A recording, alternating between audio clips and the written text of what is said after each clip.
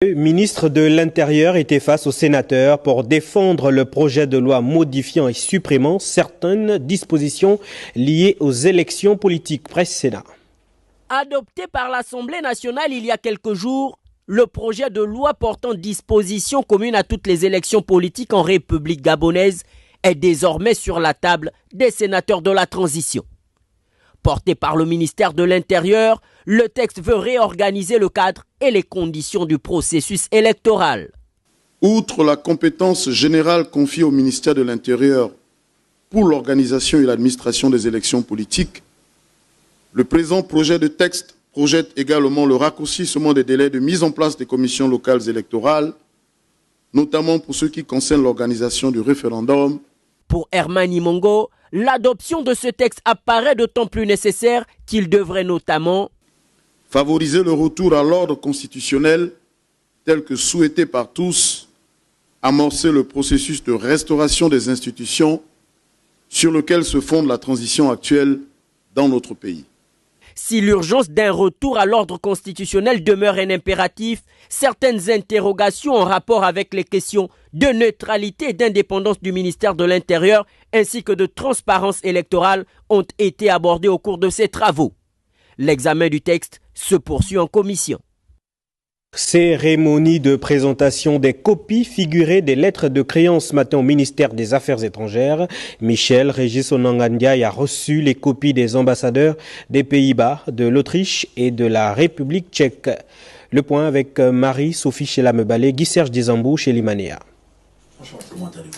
Ils se sont succédés tour à tour au cabinet de Michel Régis Onangandiaï, le ministre des Affaires étrangères, pour remettre officiellement les copies figurées de leurs lettres de créance. Il s'agit de l'ambassadeur extraordinaire et plénipotentiaire du Royaume des Pays-Bas, de l'ambassadeur extraordinaire de la République d'Autriche et de l'ambassadeur extraordinaire et plénipotentiaire de la République tchèque. À l'issue de cette présentation, les représentants des États ont signé le livre d'or du ministère des Affaires étrangères.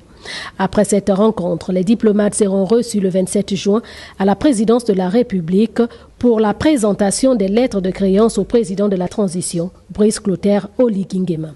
Cette cérémonie qui marque le début de la mission de ces diplomates au Gabon est un moment important dans le renforcement des relations diplomatiques entre le Gabon et ces pays. Un nouveau chapitre dans les relations diplomatiques du Gabon s'ouvre en mettant ainsi en avant l'engagement du pays à travailler en étroite collaboration avec la communauté internationale pour le triomphe de la transition en République gabonaise.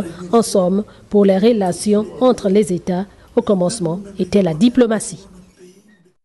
Signature d'un acte. La connectivité des villages du Gabon à Internet. La question était au centre d'une séance de travail entre le ministre de la Communication et le groupe Eutelsat. On en parle avec Patrick Kérodrigue Simangoy, Janton Aguerungodjou. Rendre la connectivité Internet accessible dans nos villages, c'est un impératif pour le ministre de la Communication et des Médias, Laurence Ndong, qui multiplie les partenaires pour atteindre cet objectif du gouvernement de la transition. Reçu par Madame le ministre, le représentant du groupe Eutelsat, l'un des plus grands opérateurs de satellites au monde, la question de la résolution de la fracture numérique a été largement développée. Les échanges ont été très fructueux. Il y a vraiment beaucoup à faire ici au Gabon et nous espérons vraiment que la société Eutelsat aura la possibilité de rendre, je dirais, ces problèmes de connectivité à l'État gabonais. Le satellite reste la solution pour la connectivité de l'administration, des entreprises et de la société gabonaise. Nous apportons une couverture du territoire avec du très haut débit, de manière à pouvoir résoudre ces problèmes de fracture numérique. Donc là où la fibre optique n'ira sans doute jamais, le satellite reste la solution qui permet de connecter des entreprises, des particuliers, des administrations. L'un des combats de Laurence Ndong est l'accès complet de nos villages à l'Internet.